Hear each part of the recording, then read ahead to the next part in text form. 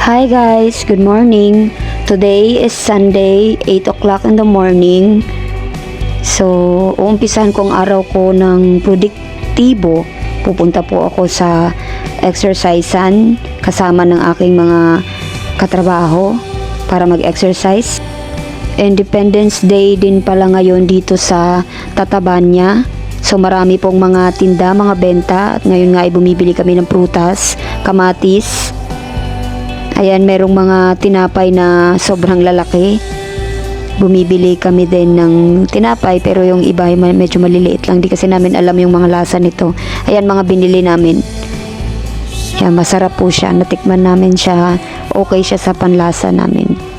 Marami ding mga nakapalibot na cart sa paligid pero hindi kami bumili kasi papunta kami sa exercise. Yan, mga prutas. Bumili ako ng prutas na hindi ko alam kung anong prutas yan. Titikman ko lang. So tara, lakad tayo papunta dun sa exercisean.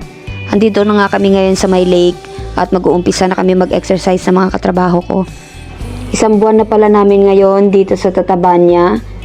Medyo naninibago lang kami sa lugar at syempre yun, minsan nalulungkot na homesick pero kakayanin hanggang matapos ang kontrata. Sigurado yan kakayanin. Para sa kinabukasan po yan ng ating pamilya kaya kailangan malakas ang loob palagi. Wag dahil syempre huhugot ng lakas sa pamilya natin at lagi magdasal sa Diyos. Safe naman po ang lugar dito sa Tatabanya. Ibang-iba lang kasi more on peaceful talaga siya at walang masyadong mga like katulad sa atin mga store na karaoke store or mga more on restaurant dito, kainan, tsaka mga cozy places katulad ng ganyan.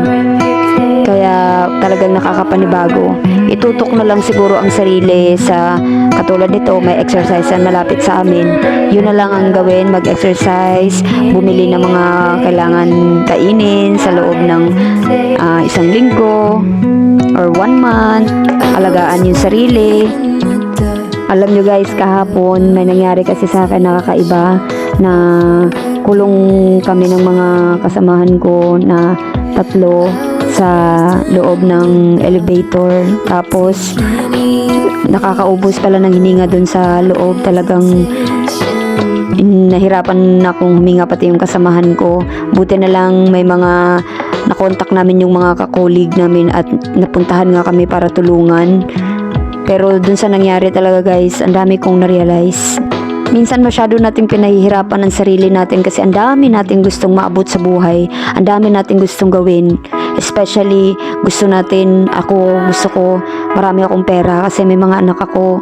Marami akong maisuporta pagdating ng panahon at gusto ko maging mukha akong alam niyo na, malakas na babae at kaya ang sarili pero minsan pala sa sobrang paghihirap natin sa sarili natin to be maging maganda, better, successful, nakakalimutan na natin ng mga bagay-bagay na simple lang pala ang buhay.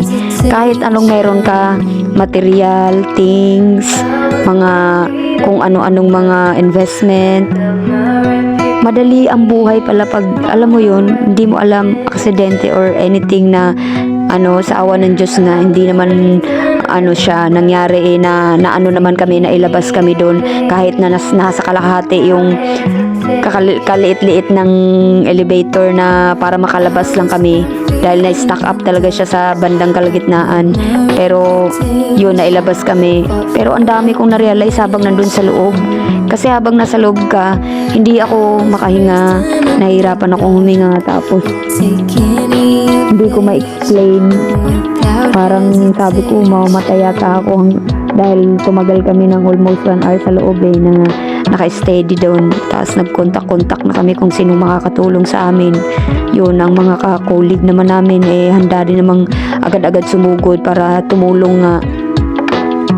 Kasi ako, ang na-realize ko lang talaga, i-enjoy pala natin ang buhay natin hanggat nabubuhay tayo.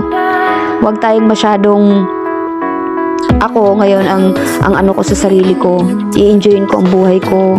Andun na yung mag-iipon ako pero hindi ko masyadong pahihirapan ang sarili ko para kumita ng pera at saka para makapag-save.